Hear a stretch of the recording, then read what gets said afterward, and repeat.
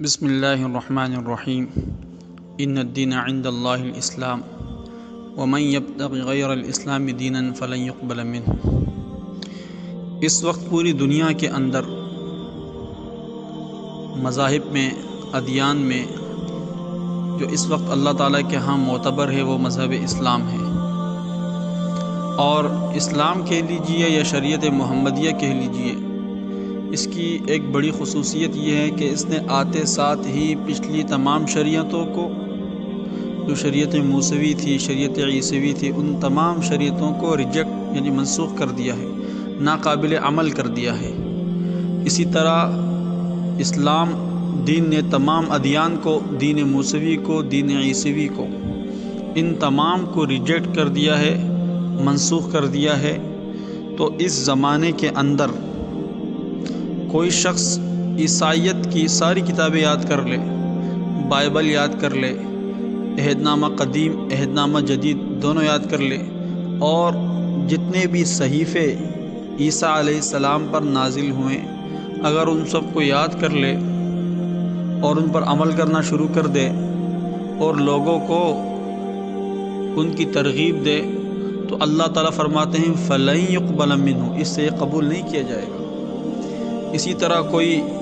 موسیٰ علیہ السلام پر نازل کردہ کتاب کو یاد کر لے اور موسیٰ علیہ السلام کی شریعت کے ایک ایک جز پر عمل کرنا شروع کر دے، ریاضت کرے، مجاہدے کرے، یا کوئی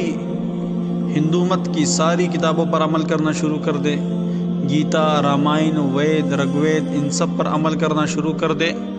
اللہ فرماتے ہیں ان سب کے باوجود میں ان سے یہ چیز قبول نہیں کروں گا۔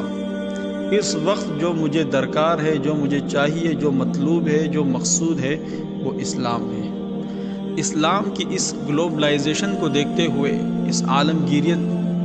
کو دیکھتے ہوئے، ظاہر ہے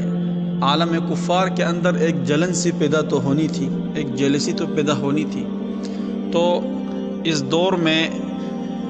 جس قدر مذہب اسلام کو ایکسپوز کیا گیا ہے اتنا کسی مذہب کو ایکسپوز نہیں کیا گیا۔ پھر اس مذہب کو ایکسپوز کرنے والوں نے اپنی کیٹیگریاں بنائیں۔ کچھ لوگوں نے کفر کی حالت میں رہتے ہوئے اور کفر کے لٹریچر کو پڑھتے ہوئے اسلام کو ایکسپوز کیا، جیسے ہندو ہیں، اور کچھ لوگوں نے حالت کفر کے اندر رہتے ہوئے اسلام کو پڑھا، صرف پڑھا، اور جو اسلام کے اندر جو بعض ضعیف چیزیں بعد میں لوگوں نے شامل کر دیں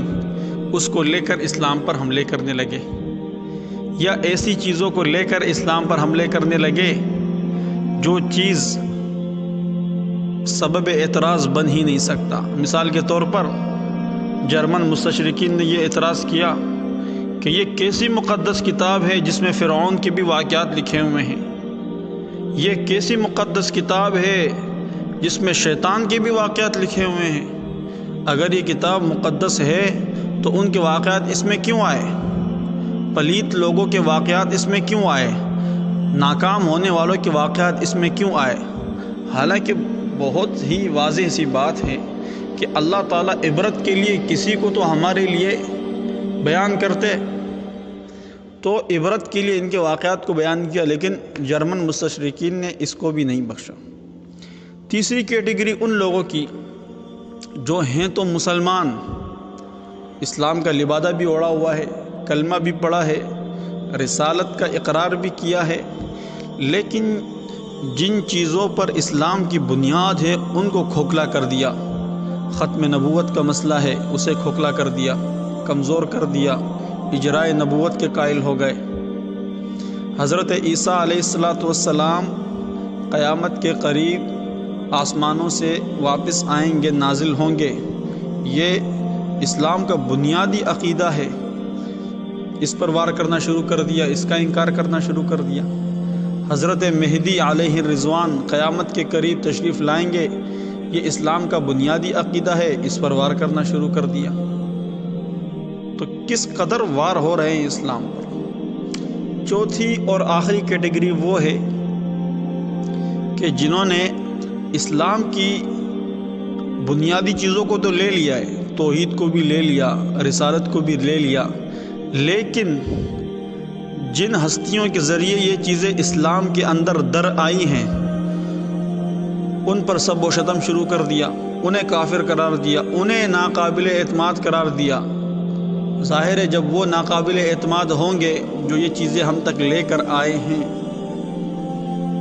تو یہ چیزیں خود بخود ناقابل اعتماد ٹھہر جائیں گی کہ یہ تو وہ چیزیں ہیں جو یہ ناقابل اعتبار لوگ لائیں ہیں، اس چیز پر ہم اعتبار کیسے کریں۔ غرض ہر طرف سے اس وقت اسلام پر حملے ہو رہے ہیں، اور اسی مقصد کے پیش نظر ارباب علم و فکر نے کتابیں لکھی ہیں۔ کسی نے عیسائیت پر لکھی ہے تو کسی نے یہودیت پر، کسی نے ہندو مت پر، کسی نے مستشرقین پر۔ مستشرقین یہ وہ تیسری کیٹیگری کے لوگ ہیں جو لبادہ تو اسلام کا اوڑھے ہوئے ہیں لیکن اسلام کے ایک ایک حکم پر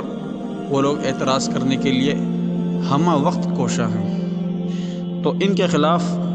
مواد بھی بہت زیادہ ہے، مواد بکھرا ہوا بھی ہے، یکجا بھی ہے۔ اسی مواد کو ہم نے اللہ تعالیٰ کے فضل و کرم سے اور بڑے احباب کے مشورے سے یہ طے کیا کہ اسی مواد کو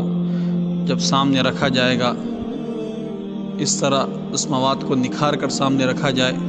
تاکہ حق اور باطل کے درمیان بالکل فرق ہو جائے، دودھ کا دودھ اور پانی کا پانی ہو جائے، اور ہر